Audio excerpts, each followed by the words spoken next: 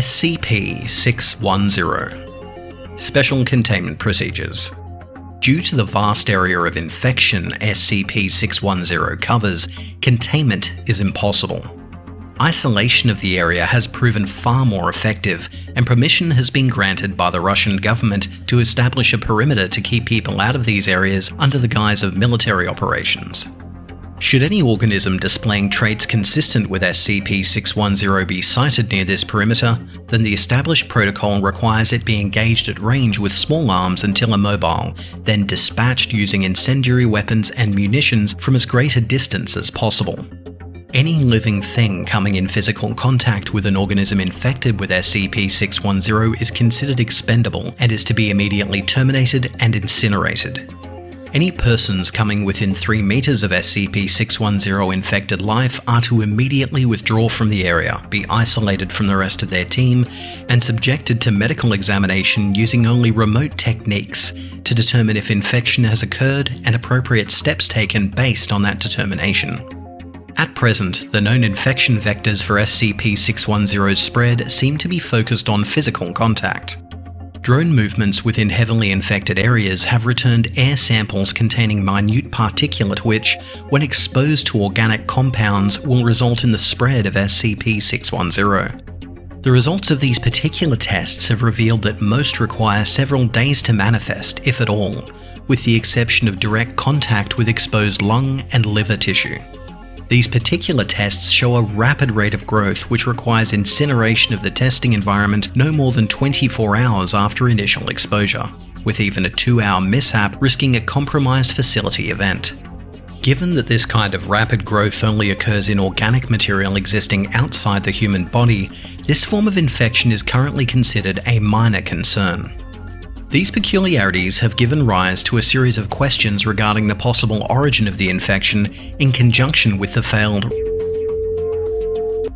containment protocol remains at a scorched earth policy at this time, and no concern for transmission via water or air at infection parameters exists, barring situational changes in the field. Initial reports of SCP-610 came direct from the Russian government through undisclosable channels. These reports consisted primarily of disappearances of farmers in the region and were not considered until the local police, followed by the regional police and, finally, a government-dispatched agent, all failed to report in within a 72-hour period.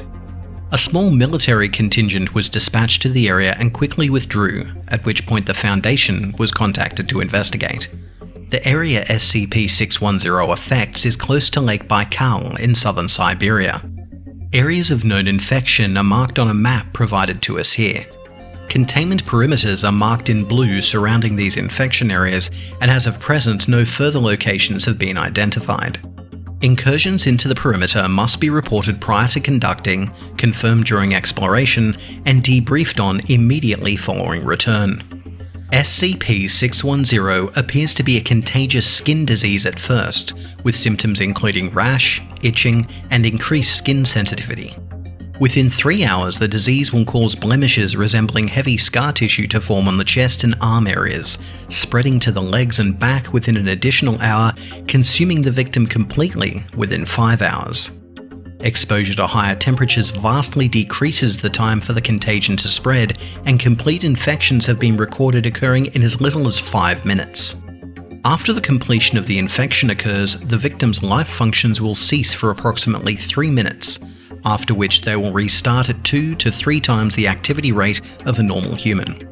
Following this, the scar tissue on the victims will start to move of its own accord and grow at a rapid rate. Normal human features start to disappear at this point under the infection, and the path of mutation appears to be largely random. Subjects observed in this stage of infection have been recorded as growing 3 or more limbs of a type such as arms or legs. The head may become misshapen and elongate or widen out, and parts of the subject may split open from which additional branches of flesh will grow. The duration of this stage of infection is unknown, and not all subjects appear to progress to the later stages. Under unknown conditions, an infected individual will cease moving and place itself in a location it deems suitable, where it roots itself. The fleshy growth on the victim will then begin to spread itself across all surrounding objects and consume them. Such objects do not spread the infection as living creatures do, however, and the effect of prolonged contact with these objects is recorded later in this document. It is assumed that this behaviour is to create an area hospitable to continued growth of the other infected.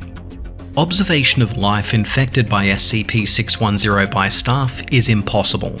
Those infected with the disease immediately seek out aid as natural human impulse, resulting in unintended infections. Those infected past the scar tissue phase actively and aggressively attempt to infect anyone approaching them within an undefined area. It has been established that should an infected be capable of sight and observe an uninfected, it will proceed toward them. If the infected has lost the ability of sight, a range of approximately 30 meters is considered safe. Observation of SCP-610 infected settlements has been established using artificial methods such as remote robots. The data returned from these observations, coupled with the openly aggressive nature of the infected to attempt to spread SCP-610, has resulted in the Kita classification. However, so long as nothing is allowed to enter or leave the infected areas, it is considered a neutralized threat. Of concern are the cavernous areas beneath the infected settlements that were discovered during the exploration, and attempts to get research personnel into these areas are underway.